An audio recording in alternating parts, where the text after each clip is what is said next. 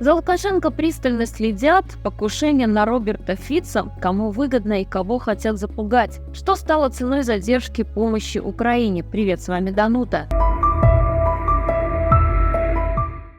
15 мая совершило покушение на премьер-министра Словакии Роберта Фица. Он получил несколько ранений в живот и грудь. Преступление совершил 71-летний словацкий писатель Юрай Цинтула. Его задержали на месте.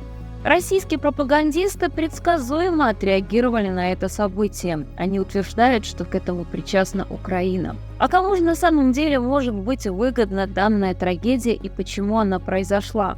Россия уже давно начала и продолжает интенсивную подрывную деятельность в странах ЕС. Европа не первый год страдает от путинского террора, и особенно эта ситуация обострилась накануне проведения глобального саммита мира в Швейцарии. Ведь Путину так не хочется, чтобы саммит состоялся. Саммит, на котором его не ждут, на котором планируют собраться представители более 100 стран мира и обговорить формулу мира, то есть дать четкий план того, как мир может укротить российского агрессора. Стало известно, что подозреваемого в покушении на Роберта Фица уличили в связи с пророссийской военизированной группировкой «Словенски бранчи», то есть словацкие призывники. «Словенски бранчи» – незарегистрированная военизированная организация, действовавшая в Словакии с 2012 года. Журналисты-расследователи писали в 2019 году, что «Словенски бранчи» сотрудничали со словацким отделением прокремлевского движения байкеров «Ночные волки», а лидера группировки тренировали бывшие российские спецназовцы. Известный факт, что российско-националистический клуб «Ночные волки» является чистым проектом российских спецслужб, их тренируют бывшие русские спецназовцы. Группировка регулярно принимает участие в пропагандистских акциях имперской направленности, а также в рекламных кампаниях в поддержку персонально Путина. Роберт Фицо занял пост премьер-министра Словакии в октябре 2023 года, и его часто называют пророссийским политиком. В частности, в своей речи ко второй годовщине полномасштабного российского вторжения в Украину он заявил, что война на Донбассе началась из-за разгула украинских неонацистов, а также что у президента России не было другого выхода, кроме того, как начать полномасштабное вторжение в Украину, поскольку НАТО расширялось на восток. Однако в январе на встрече с украинским премьером Денисом Шмыгалем Фицо согласился, что в отношениях двух стран нужно начать политику нового прагматизма.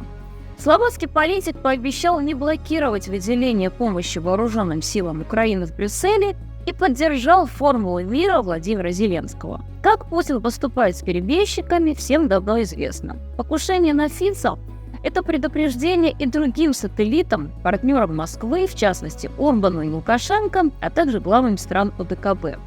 Так или иначе, быть российским сателлитом или даже историческим союзником и партнером становится все более опасно. А вы, друзья, подписывайтесь, чтобы быть в курсе достоверной аналитики происходящих событий. Сябры, калі вам спадабалася моя цішотка, і ви таксама хочаце набыць такую, сустракайце новы бренд беларускага адзення «Шуфлятка». Якасць, комфорт і сувязь з радзімай. А по промокоде Данута вы адразу атрымаеце зніжку ў 10%.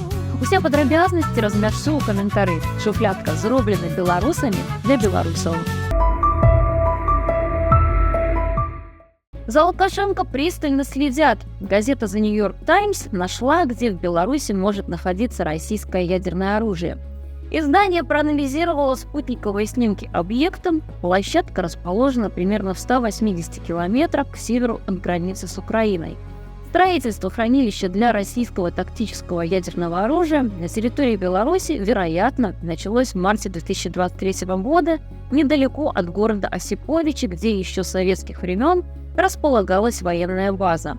Указанное место расположено в том же городе, что и белорусские ракеты «Искандер», которые теоретически могут быть использованы для запуска ядерных или обычных боеголовок. Новые конструкции, строительство которых обнаружили на спутниковых снимках возле Осиповичей, имеют особенности, уникальные для ядерных хранилищ внутри России. К примеру, новая зона с высоким уровнем безопасности окружена 3 слоями ограждения в дополнение к имеющемуся периметру безопасности всей базы. Также замечена крытая грузовая площадка, соединенная со скрытым подземным бункером советских времен. Для защиты площадки возле Осиповичей, как показывают снимки, Также была развернута система противовоздушной обороны. Она появилась не позднее середины 2023 года. Это уже далеко не первая публикация в западных СМИ, которая называет вероятным местом хранения ядерных боеголовок местность недалеко от Осиповичей. В прошлом году об этом писало американское издание Wall Street Journal. А уже в марте этого года к похожему выводу пришли и сотрудники ФАС, Федерации американских ученых, на основании анализа спутниковых снимков. Член Федерации американских ученых Ханс Кристенсен, который проанализировал объект в Осиповичах, считает, что объекты в Беларуси, цитата, «похоже, предназначены для того, чтобы нервировать самые восточные страны-члены НАТО, но не дадут России нового значительного военного преимущества в регионе». В последние недели, по словам Кристенсена, на объекте началось строительство новых конструкций. Детали еще не определены, но строительство явно вышло на новый этап. В то же время информационный портал «Белорусский район» ранее не единожды обращал внимание, что система «Искандер-М», которая находится на территории 465-й ракетной бригады в Осиповичах, вряд ли могут быть использованы для запуска ракет с ядерными боеголовками. Важно напомнить, что в прошлом месяце в Беларуси одобрили новую военную доктрину, которая впервые предусматривает применение ядерного оружия. А 7 мая Министерство обороны Беларуси объявило о внезапной проверке средств-носителей нестратегического ядерного оружия вслед за аналогичным объявлением России. Как по мне, то все эти публикации говорят лишь об одном. Лукашенко и его безумная ядерная мечта находятся под бдительным контролем Запада. Каждый шаг, каждый вагон, грузовик и даже маленькая коробочка, которая попадает в потенциальные места хранения ядерного оружия на территории Беларуси, отслеживается странами НАТО. Поэтому там прекрасно знают, где блеф, а где реальная угроза. И, скорее всего, реальная угроза, как всегда, ожидает в первую очередь граждан Беларуси. Из-за глупой и близорукой политики диктатора, который машет макетом ядерной дубинки, теперь вся страна будет теоретически считаться точкой ядерной угрозы, а соответственно и целью теоретического ответного удара. 10 мая российские оккупационные войска пересекли государственную границу Украины и начали боевые действия на севере Харьковской области. Там идут интенсивные бои. Кремль задействует значительные силы для наступления, не считаясь собственными потерями. К примеру, лишь за одни сутки 13 мая погибло порядка 2000 российских военных. А с начала российского полномасштабного вторжения цифра людских потерь страны-агрессора приближается к 500 000. По заявлениям аналитиков Института изучения войны, наступление на Харьковщине – это следствие запрета Украине бить западным оружием по территории России. Но международные партнеры уже начинают осознавать ошибочность такого запрета. Так, в начале мая 2024 года главы внешнеполитических ведомств сразу двух государств, Великобритании и Латвийской Республики, заявили, что их правительства не только предоставили ВСУ новые партии вооружений, но и дали принципиальное согласие на применение этих вооружений по территории Российской Федерации. Конечно же, вооруженные силы Украины не будут повторять преступные действия кремлевского агрессора, который регулярно обстреливает гражданское население, стирает с лица земли мирные украинские города, разрушает гражданскую инфраструктуру. Разрешение на удары по российской территории нужно украинцам исключительно для защиты своего государства и восстановления своей территории в границах 1991 года.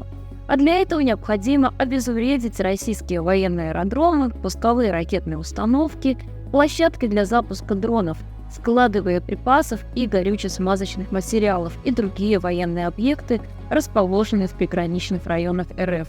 Украина не может ждать. Российский агрессор не останавливается ни на минуту, поэтому не должно быть и задержек в поставках вооружения от союзников Украины. Так, государственный секретарь США Энтони Блинкен сообщил, что задержка помощи для Украины уже имеет последствия, имея в виду ситуацию в Харьковской области. Однако вооруженные силы Украины способны эффективно удерживать позиции на востоке страны. Вот что сказал Блинкен, цитата.